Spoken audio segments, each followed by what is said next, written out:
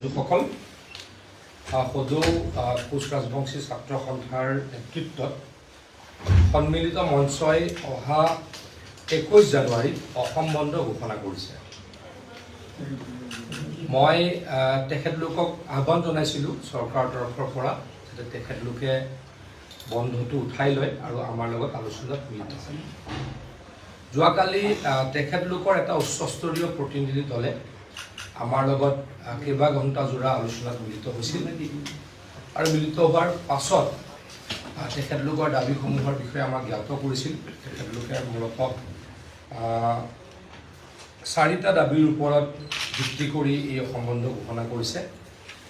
মই তেখেতলোকক অনুৰোধ কৰিছোঁ যে গণতান্ত্ৰিক আন্দোলন কৰাত আমাৰ চৰকাৰৰ সম্পূৰ্ণ বাধা নাথাকে, কেতিয়াও বাধা নাথাকে, কাৰণ এখন মহাত্মা গান্ধীৰ দেশ। অহিংস আৰু গণতান্ত্ৰিক আন্দোলনক আমি বন্ধ কৰাটো আমাৰ কাম্য নহয়, কিন্তু অসম বন্ধ দিলে ইয়াৰ বিৰূপ প্ৰভাৱ অসমৰ অৰ্থনীতিৰ ওপৰত পৰে, সমাজ জীৱনৰ ওপৰত পৰে। গতিকে অসম বন্ধ নিদিবলৈ তেখেতলোকক মই অনুৰোধ জনাইছিলোঁ। তেখেতলোকৰ উচ্চস্তৰীয় প্ৰতিনিধি দলে আমাক ক'লে যে তেখেতলোকে যিসকলে বন্ধ ঘোষণা কৰিছে, আচলতে কালি যিসকল আহিছিল, যিকেইটা সংগঠনে বন্ধ ঘোষণা কৰিছিলে তেখেতলোকৰ প্ৰতিনিধি আহিছিল। মূল ব্যক্তিসকল অহা নাছিল, ক্ৰাছৰ সভাপতিসকল অহা নাছিল, কিন্তু তেখেতলোকৰ জাতিৰ এটা অতি উচ্চস্তৰীয় সন্মানীয় প্ৰতিনিধি দল আহিছিল। তেখেতলোকৰ আগত আমি ক'লোঁ যে অহা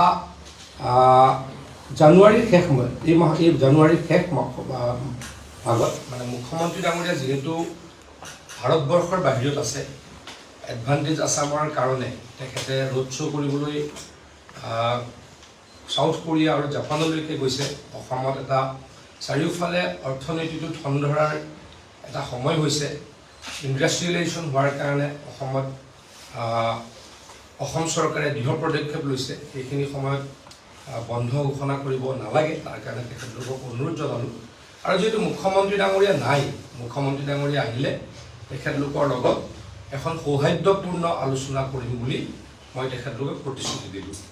তেখেতলোকে তেতিয়া আমাক কৈছিলে যে এই কথাখিনি আপুনি সংবাদ মাধ্যম যোগে ৰাইজক কওক, তেতিয়া আমি তাৰ ওপৰত সিদ্ধান্ত ল'ম।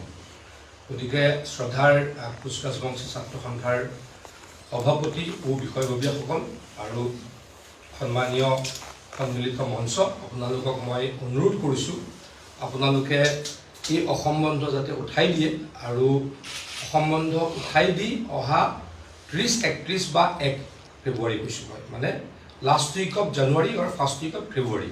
যিহেতু মুখ্যমন্ত্ৰী ডাঙৰীয়া অসমৰ বাহিৰত আছে, ভাৰতবৰ্ষৰ বাহিৰত আছে, আৰু এই কথাখিনি মুখ্যমন্ত্ৰী ডাঙৰীয়াৰ নেতৃত্বত আলোচনা কৰিলে কিছু সমস্যা সমাধানৰ বাট ওলায়। গতিকে সেইখিনি কৰিম বুলি আমি প্ৰতিশ্ৰুতি দিছোঁ। আৰু মই আকৌ আপোনালোকৰ যোগেদি সদৌ কোচ ৰাজবংশী ছাত্ৰ সন্থাৰ নেতৃবৃন্দক, সন্মিলিত মঞ্চৰ নেতৃবৃন্দক 21 তাৰিখৰ বন্ধটো উঠাই ল'বলৈ অনুৰোধ কৰিছোঁ।